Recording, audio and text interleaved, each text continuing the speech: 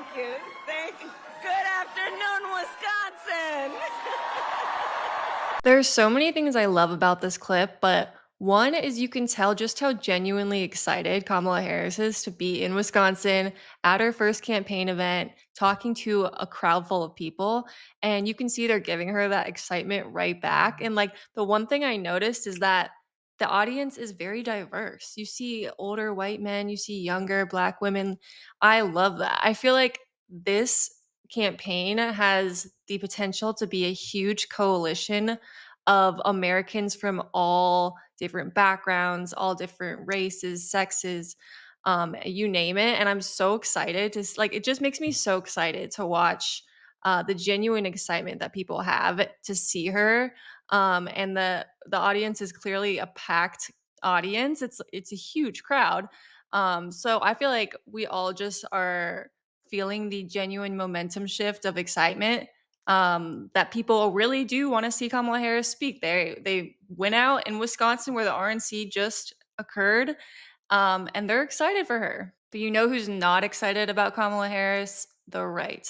Today, we're going to be talking about the huge reception that Kamala Harris received in Wisconsin in one of her first official campaign events. And then we'll be talking about the reaction that the right has to this warm welcome that she got. Let's take a look at some of the crazy things that the right has been saying since Kamala Harris announced her candidacy.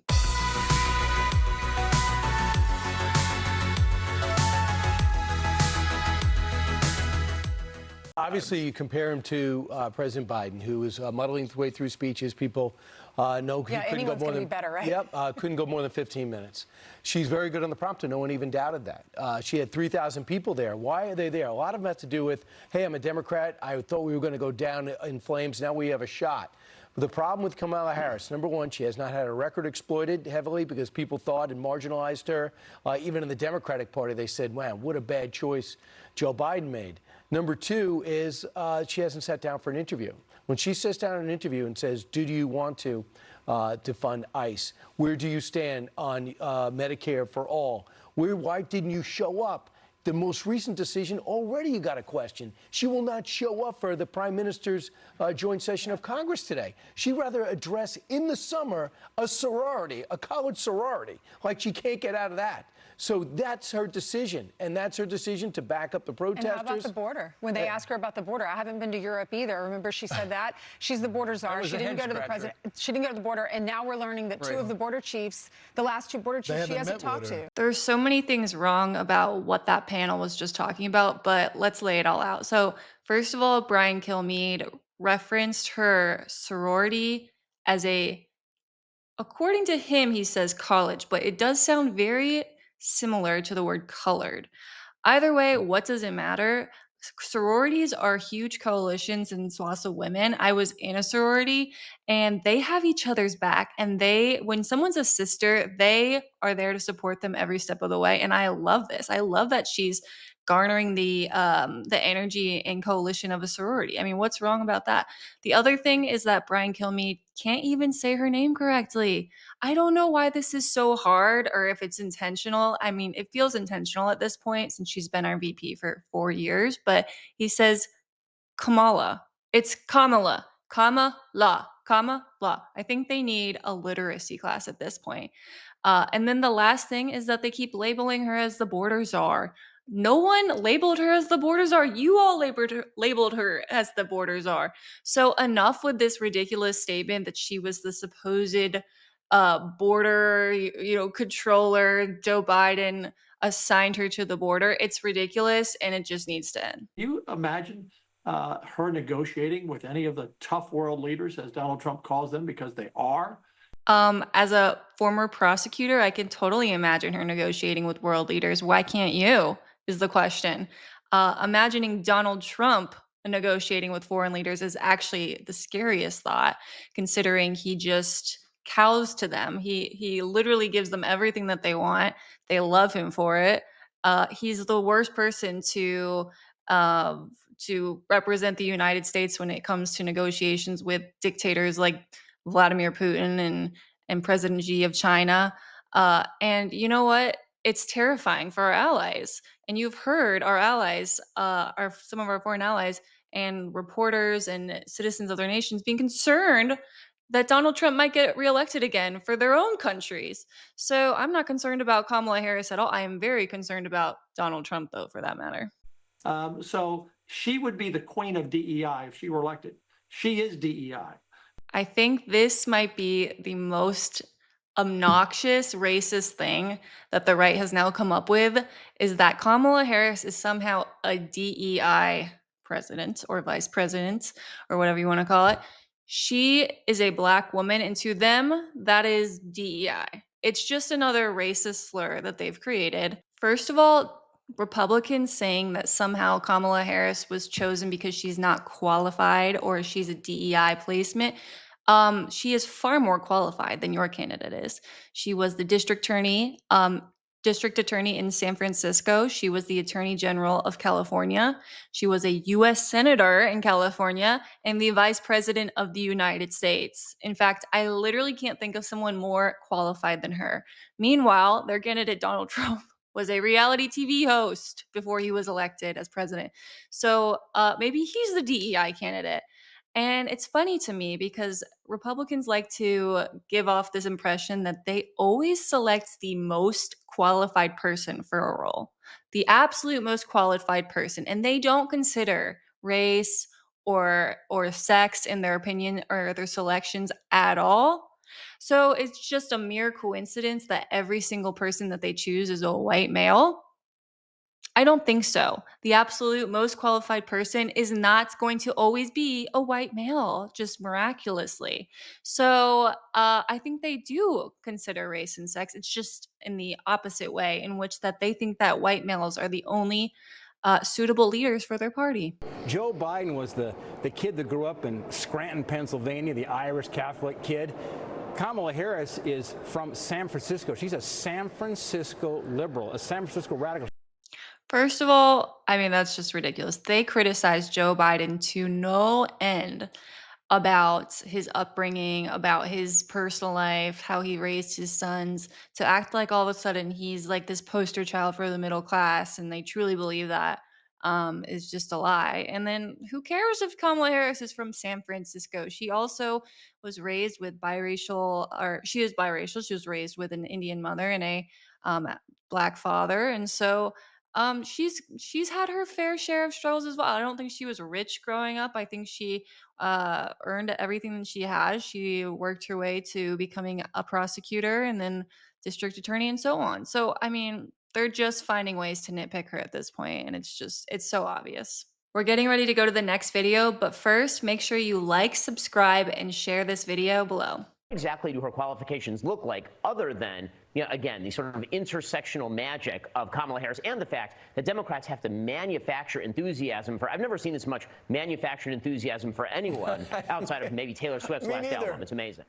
Yeah, I mean, me neither. It's so obvious. You cringe when you see it. They wouldn't know genuine enthusiasm if it hit them right in the face, because they have to manufacture their enthusiasm for their candidates, Donald Trump, who they're stuck with, and their VP, who has a terrible favorability rating, JD Vance. So they think that they're projecting how they feel right now onto the Democratic Party. But no, this enthusiasm is very genuine. A lot of people were very skeptical of Kamala Harris, me included. I will admit that.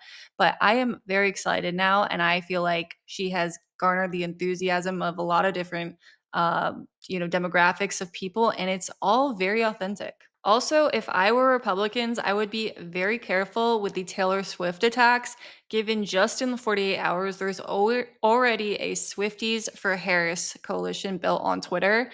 And who knows, maybe Taylor Swift will come out and endorse her. So I would be careful if I were them. But I don't know. They like the fact that this is a young Black woman squaring off against an old white guy. They like that she's going to all just talk about abortion. And they like the fact that she was a prosecutor and he's a felon. They like that framing. Well, yes, a broken clock is right twice a day. Thank you, Jesse. We do like that framing. I mean, you guys nominated a convicted felon to be your nominee. That's not our fault. And she was a prosecutor. So yeah, she has put away guys just like Donald Trump. She knows his type, like she says, and I don't think there's anything wrong with highlighting that fact. The only reason Kamala's in the White House is because of the DEI deal Biden cut with Bernie to seal the nomination. Again, with the DEI claims, I mean, just why don't you just say what you really mean? It's like they're trying to say something extremely racist. They're trying to say the N word. Uh, DEI is just another cover up for that. So, no, Kamala Harris, again, she's very qualified. She was chosen by Joe Biden.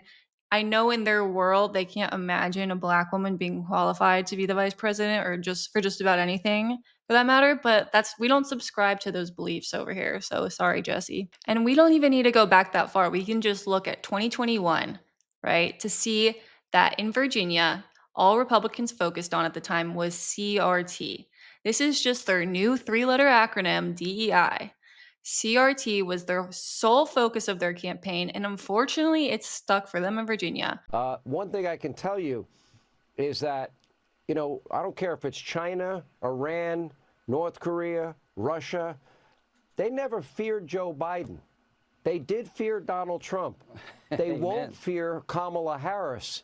They'll laugh at Kamala Harris because that's what she does half the time anyway. She giggles away, her time. I don't think they'll take her seriously because I don't think she's a serious person. I can tell you right now, foreign leaders, our adversaries, did not fear Donald Trump. The only thing they feared is that he's mentally ill and a bit erratic, probably. But they didn't fear any, harsh policies or penalties from him. He was one of the easiest people to manipulate in their minds. All you have to do is say, "You're so great, and I'm a big fan of yours," and he'll literally just keel over and do what you want. So no, I don't think they feared him like that. And I think they will fear an administration like Kamala Harris, who is used to laying down the law.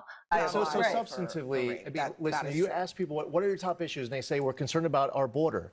I mean, she was the border czar. The numbers skyrocketed. She was supervising a policy that ended up. Right now, there's 3,000 people coming in a caravan. No, look, she was going after our Customs and Border Patrol agents. She was going after ICE.